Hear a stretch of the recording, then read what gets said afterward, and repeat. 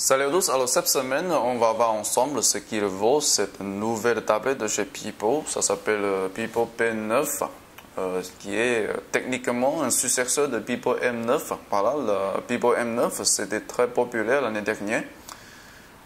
Personnellement j'avoue que le nom Pipo, ça c'est pas un très bon choix pour une marque qui veut prospecter le marché français. Mais apparemment le patron de chez Pipo, il ne connaît pas trop la France, donc encore moins son bub et sa langue. Donc, ok, très rapidement, on va regarder ce qui sont écrits sur le packaging. Donc, a priori, cette tablette est équipée de la dernière génération de processeur Rockchip. Voilà, c'est le RK3288, basé sur l'architecture Cortex A17. Voilà, c'est un quad-core 14 à 1,8 GHz. Au niveau des chiffres, ça a l'air plutôt puissant. Et ensuite, pour l'écran, c'est de 10,1 pouces. Voilà, c'est un format plutôt dépassé pour 2014, je trouve. Parce que là, la plupart de nouvelles tablettes qui sortent cette année sont sous 7,9 pouces ou le maximum, c'est 9,7 pouces à peu près. Voilà, donc c'est une énorme tablette déjà pour les gens. Et au niveau de la résolution, c'est un peu faible, mais en tout cas, ça c'est en haute définition. Pour les connectiques, on est plutôt complète. Là, voilà, on a des capteurs de gravité et aussi le gyroscope, la boussole et bien sûr le GPS. Voilà, donc le prix, ça doit être élevé. Voilà. Donc très rapidement, on va voir ce qui est dans le packaging. Donc pour info, les accessoires sont dans une autre boîte séparée. Donc ici j'ai deux éditions. Voilà, ici c'est l'édition noire. À l'intérieur c'est toujours le même. On a cette éponge qui protège la tablette et aussi la garantie qui cache en arrière. Voilà, à part de ça, rien de très spécial franchement. Et pour les accessoires, alors, je vais faire du... On a l'écouteur, il n'y a pas de contre-filaire, on peut oublier ça, et aussi un câble OTG, voilà. C'est ici, alors, je crois que c'est... Alors, ça, c'est un câble micro USB. Je croyais que c'est un câble HDMI, non, ils sont assez radins, je crois. Aussi, on a un chercheur DC à la prise USA. Voilà, donc ça c'est tout pour le packaging. Il n'y a rien de très spécial par rapport à l'ancien modèle. Donc très rapidement, on va regarder cet étui pour la tablette. C'est un faux cuir apparemment, mais je crois pour un prix plutôt moyen. Voilà, ça c'est plutôt bien fait. Alors on va essayer de mettre la tablette dans cet étui là. Ok, voilà. Le design, ça respecte le design de la tablette. Donc on a le trou pour le webcam et aussi le capteur de lumière ici. Et aussi la caméra et son flash, voilà. Donc, en gros, c'est plutôt pas mal. Ouais, c'est très pratique. Ok, ensuite, on va regarder le design de la tablette. Mais franchement, je doute s'il y a beaucoup à raconter là-dessus. Donc, c'est toujours le même format, c'est-à-dire la coque est toujours en aluminium brossé, voilà, avec ces deux côtés-là en plastique avec un relief anti-déparant. C'est toujours le même format que la Pipo N9, donc il n'y a rien de très spécial ici. Voilà, la face d'avant, on a que la webcam et aussi la capteur de lumière. Ok, pour le capteur, c'est assez complète.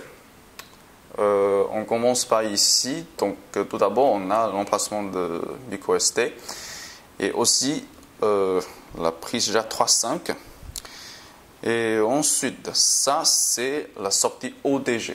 Je ne comprends pas trop pourquoi ils sont séparés la prise micro USB avec la prise ODG, parce que là sur d'autres tablettes et les smartphones, les deux sont réunis en un. Et aussi on a la sortie de microphone, à côté de ça on a la sortie HDMI. Donc c'est pas du mini HDMI. Et ensuite, alors ça c'est la prise DC pour le chercheur. Et ces deux boutons ici, là, un c'est le bouton marche arrête ici, et aussi on a le bouton d'échappe. Donc au niveau du design, ça cadre quasiment tous les éléments sur le Pipo M9. Donc il n'y a rien de très spécial. Ok, pour la dimension de la tablette, je ne vais pas prendre le mesure moi-même parce que là il n'y a pas de gros intérêt. Mais pour info, pour longueur, on a 248 mm. Donc c'est assez long, mais vu la taille de l'écran, ça c'est naturel. En plus, on a un lecteur de 173 mm. Voilà, donc le rapport c'est plutôt correct. Ensuite, pour l'épaisseur, ça fait 10 mm, je crois. Ça ne doit pas plus épais que 11 ou 13, voilà. Donc pour la prise en main, c'est plutôt confortable. Parce que là, sur cette boule ici, on a assez d'espace pour placer le pouce. Donc c'est assez confortable en horizontal ou soit en portrait. Donc pour la prise en main, c'est plutôt très bien fait. Je trouve ce design c'est réussi au niveau de l'expérience de l'utilisateur, quoi. Donc pour le poids, c'est pas du tout léger, hein.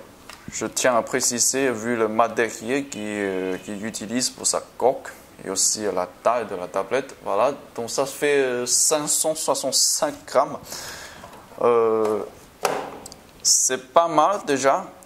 Ici, si on le prend dans une main, voilà, c'est pas léger, mais par contre, c'est pas trop lourd non plus. Donc, au niveau de poids, c'est pas mal aussi. Surtout accompagné par ce design plutôt ergonomique, je crois que ça c'est vraiment top. Ok, on va démarrer la tablette. En même temps, on va voir la vitesse.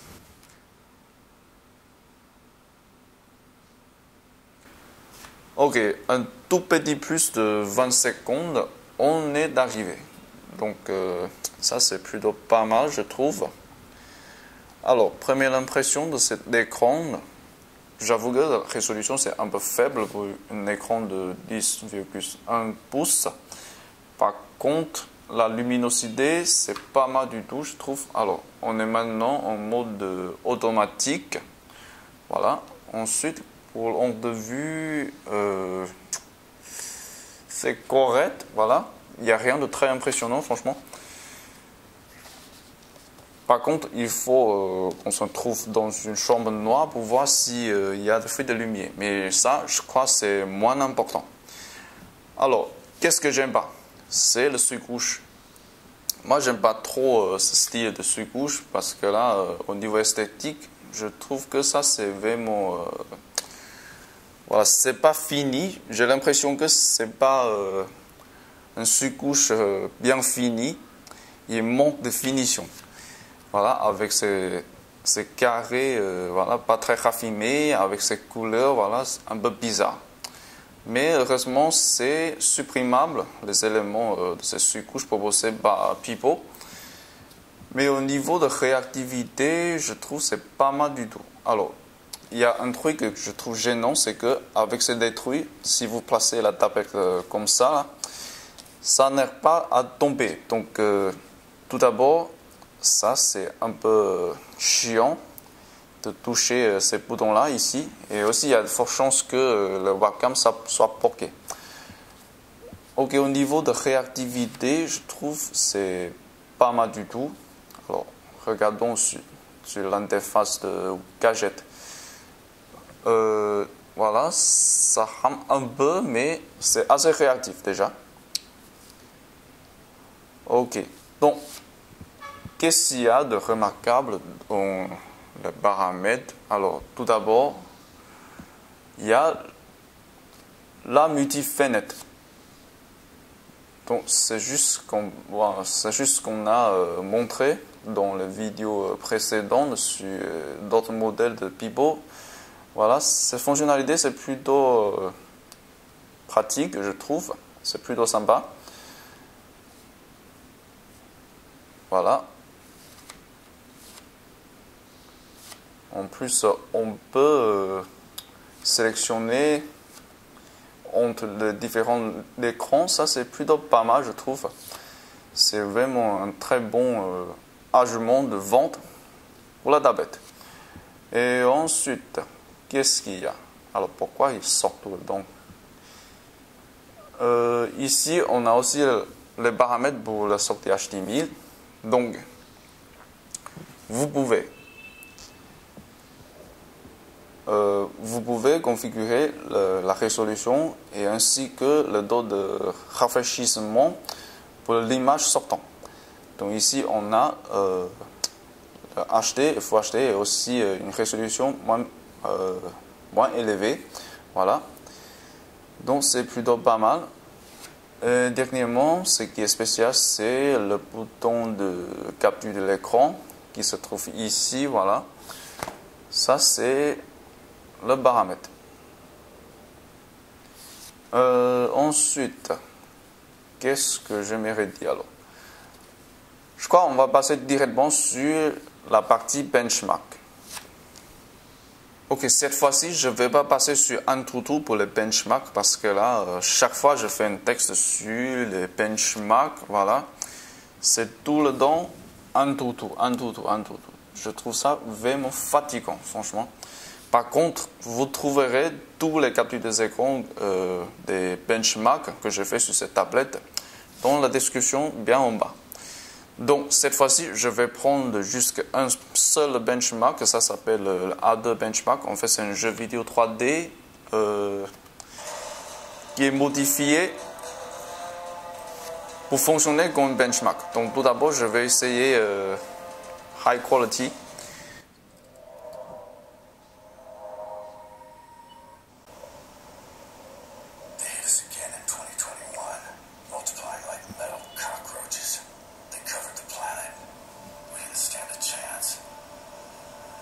Alors franchement, c'est très fluide, je trouve.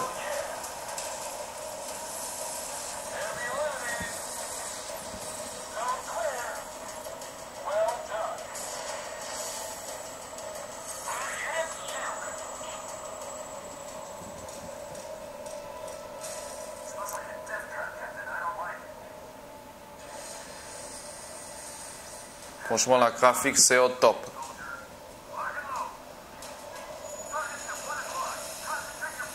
Ça peut rivaliser les jeux PC déjà.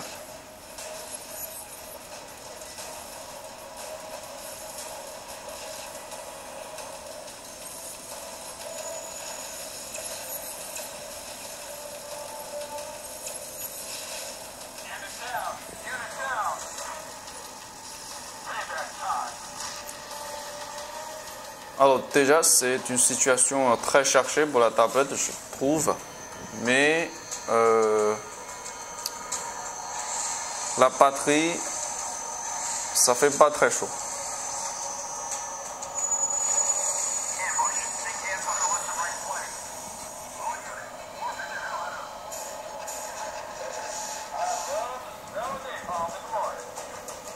Ok, on va bientôt épuiser la batterie.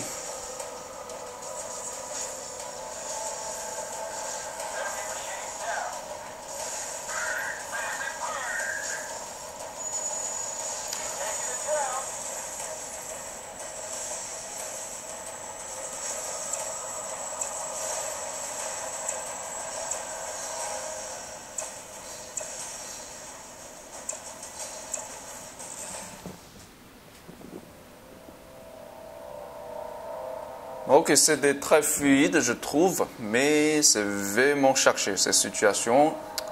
Le système se comporte bien. Il n'y a pas de lag. En plus, ça sort pas.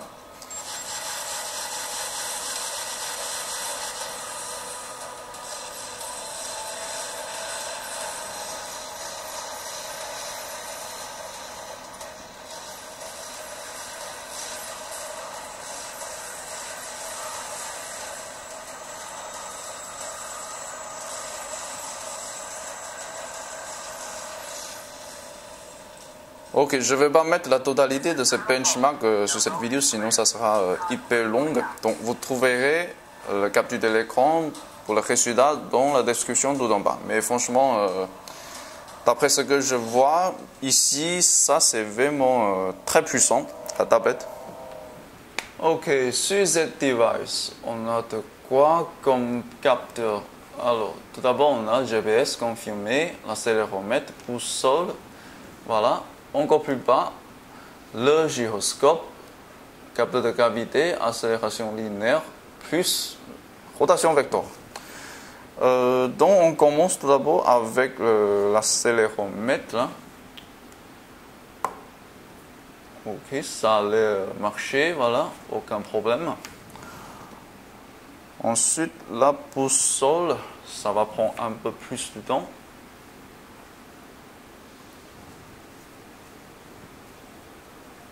Alors, pas de problème constaté jusqu'à ce moment-là.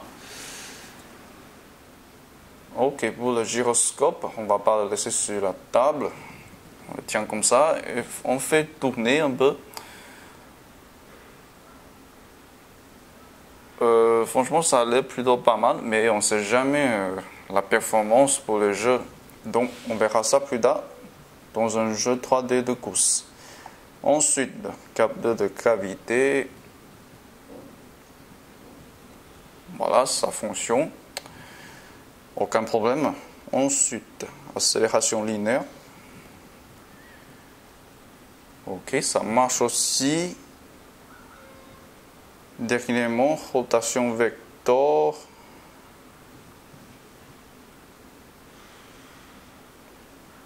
Voilà, ça marche sans problème. La performance du GPS c'est un peu décevant. Pourquoi? On avait attendu à l'extérieur pour la première fixe pour plus de 2 minutes. Et là, on a 11 satellites en vue, mais seulement 4 satellites connectés. Donc ça, c'est pas acceptable pour moi. Mais le GPS de tablette chinoise, même avec les GPS assistifs, ça fait pas très grand-chose. Ça, j'y suis habitué. Et pour le texte vidéo, on ne perd pas dedans avec les vidéos Full HD ou HD. On va directement sur les vidéos 4K.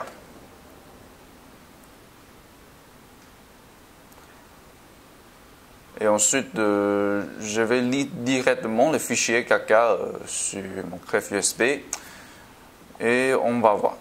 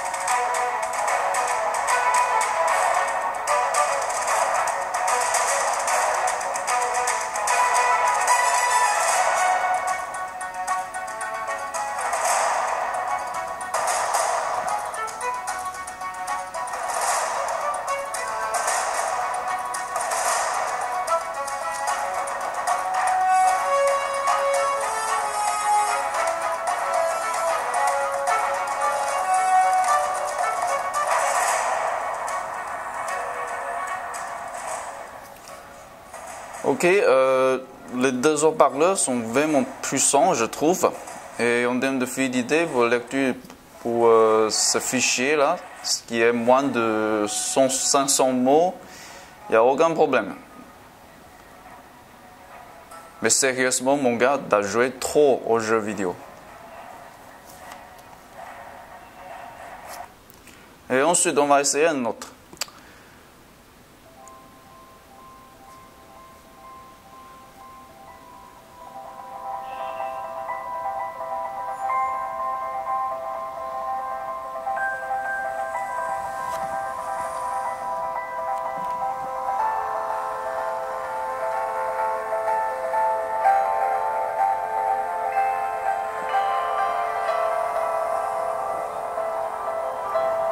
C'est pas mal du tout la noire profonde.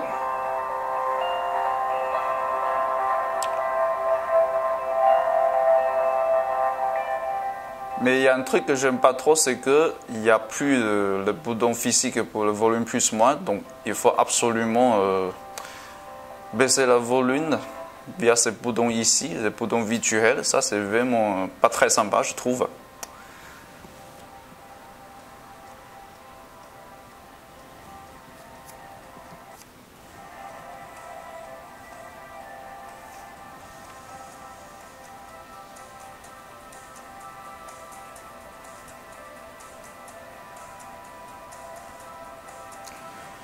Ok, pas mal. Et voyons le fiche technique de ce fichier. Alors, propriétaire. Donc, la résolution pour celui-ci, c'est du VKK et la durée, c'est un peu plus de 3 minutes. Ensuite, le format, c'est dans H.264. Ça, c'est un format courant en MP4. Ensuite, 30 secondes, ça fait 24. C'est normal. Donc, en gros, c'est un fichier pas très cherché. Franchement, c'est moyennement cherché pour un fichier KK. Mais cette tablette semble pas mal, se comporte correctement.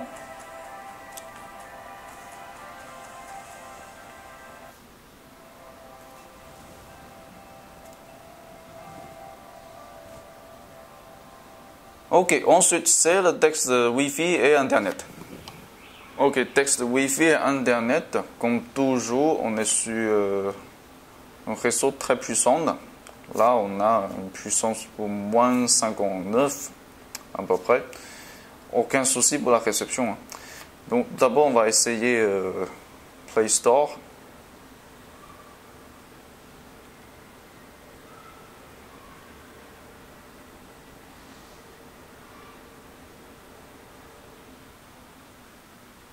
Oui, la vitesse de chargement, c'est acceptable, je trouve. Sachant qu'on est en Chine et on passe sur un proxy. Alors, ensuite, on va essayer de chercher une appli pour voir.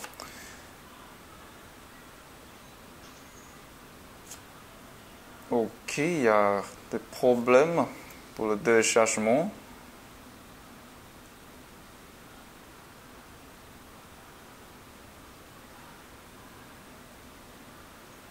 Ok, c'est un peu long.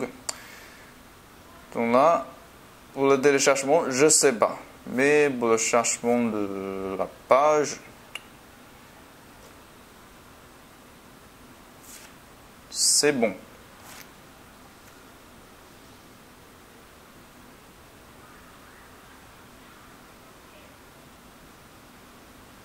Ok, ça ne marche pas non plus. Mais je crois que ça, c'est à cause de... Alors, en fait, l'application est en train de télécharger ici. Mais la vitesse, c'est juste déplorable. Ok, fini. Ensuite, je crois qu'on va directement sur le navigateur. Et là, on va essayer le navigateur par défaut. Et rappelons, on a déjà vidé la cache. Ok, aucun souci pour chercher la version mobile.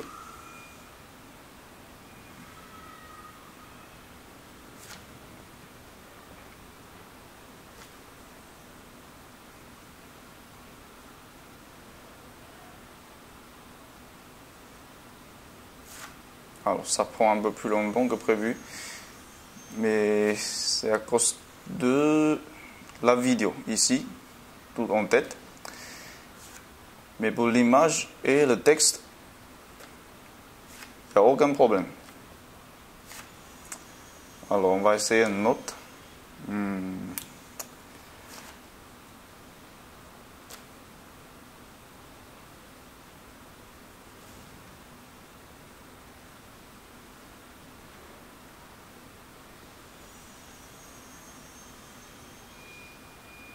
Ok, toujours la version mobile.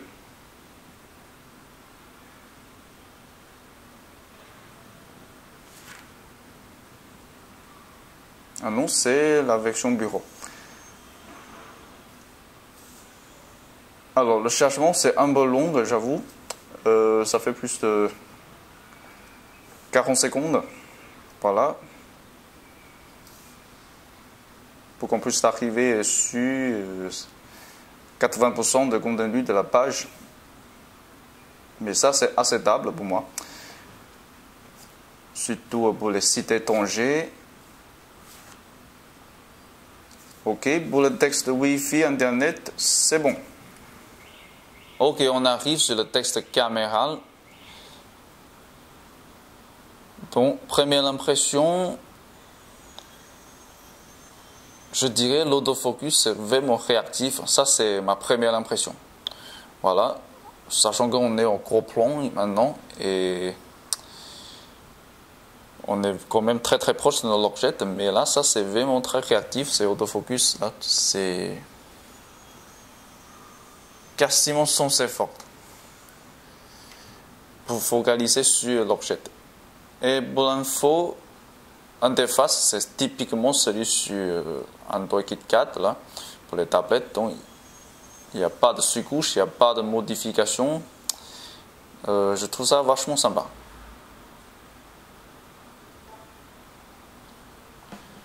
Donc ici, je vous montre quelques photos prises à l'intérieur et à l'extérieur. Je vous laisse juger. Et également, j'ai une vidéo faite à l'intérieur.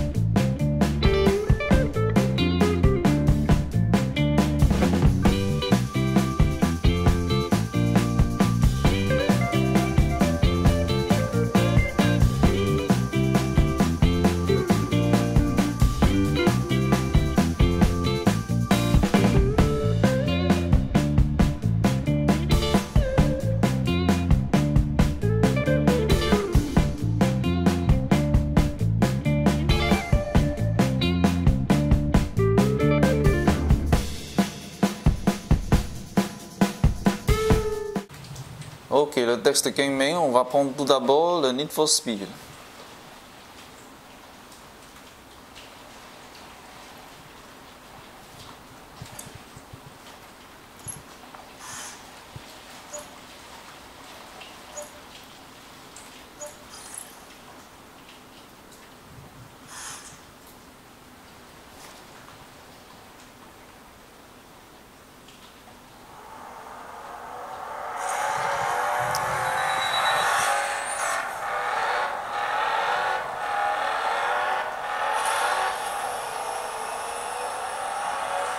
Alors vu ça, je crois que la fluidité, c'est pas son problème.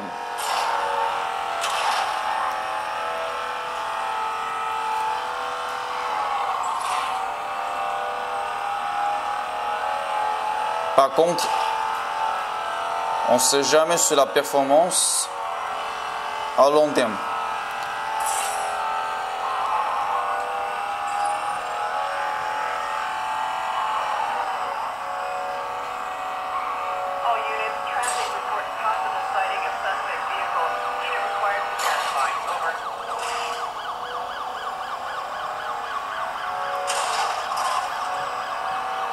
Voilà, comme vous pouvez constater, jusqu'à maintenant, ça lag bas.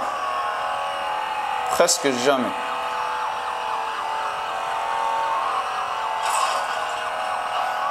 En plus, je crois que le gyroscope se comporte plutôt bien. Alors, les flics, c'est chiant.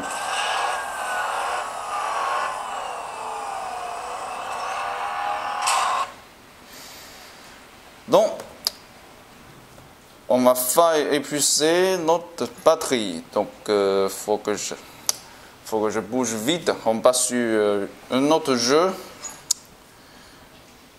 qui est l'injustice.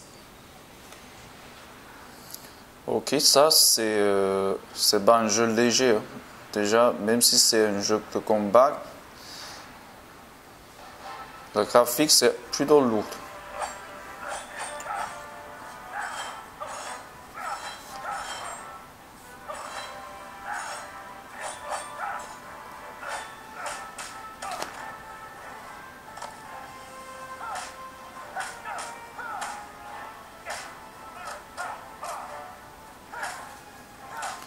Ok, aucun problème au niveau fluidité.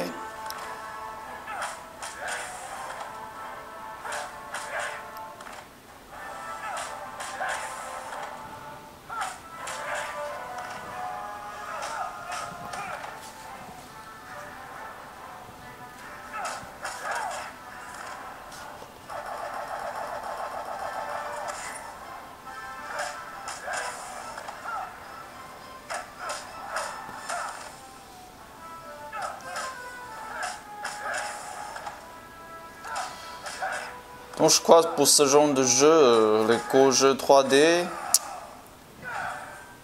ça c'est pas un problème. Par contre, je peux rien dire sur la stabilité. Donc pour les jeux 3D, voilà, c'est bon. Ok, parlons de la batterie. Je place bas mes jugements, mais j'ai l'impression que le nouveau processeur de chez Rockchip est plutôt gourmand pour la batterie. Ici, on avait passé plus de 19 heures sur la batterie. En fait, on avait rechargé un peu la batterie pendant notre pause déjeuner. Et puis, on revient pour continuer le texte. Pendant ce texte, on avait passé plus d'1 heure sur des benchmarks, Antutu, 3D Mac, voilà, et puis Citadel, machin. Aussi, on avait passé du texte sur le vidéo caca, des jeux vidéo 3D, Wi-Fi, c'est tout le temps allumé. Donc, je crois que ce n'est pas facile pour une batterie de 4400 mAh de passer tout ça. Donc, pour tenir si longtemps, c'est assez correct à mon avis. Voilà, c'est ce que je pense. Ok, cette vidéo était un peu trop longue, donc je vais mettre fin à celle-ci dans quelques minutes. Avant de partir, je vous laisse ici mes opinions sur cette tablette. Alors, pour les avantages, premièrement, c'est sans doute sa puissance. Alors, la puissance, ça se voit, surtout dans les jeux 3D gourmands et sur les benchmarks. Donc, la puissance est sans doute le premier argument de vente de cette tablette. Et deuxièmement, c'est le design ergonomique. Même si le look n'a rien de très spécial par rapport à d'autres modèles de chez Pipo, celui-ci a bien gardé la bonne traduction de chez Pipo. Troisièmement, c'est les fonctionnalités extra qui sont plutôt sympas comme Multi-Connect et aussi le bouton de capture d'écran dans le sous-gauche. Et pour les moins, premièrement, c'est le prix. Je trouve que par rapport à Honda V989, celui-ci est un peu trop cher. C'est quelque chose que je ne comprends pas trop. Et deuxièmement, le look de ces sous-couches sur le système, c'est pas très agréable pour moi. Troisièmement, c'est le GPS qui est plutôt faible. Alors, je sais qu'ils sont pas mal poussés sur le marketing de la performance GPS, mais ça donne toujours une performance décevante. Donc, n'hésitez pas à nous donner un pouce vert si vous trouvez le contenu de cette vidéo utile. On se verra dans une nouvelle vidéo.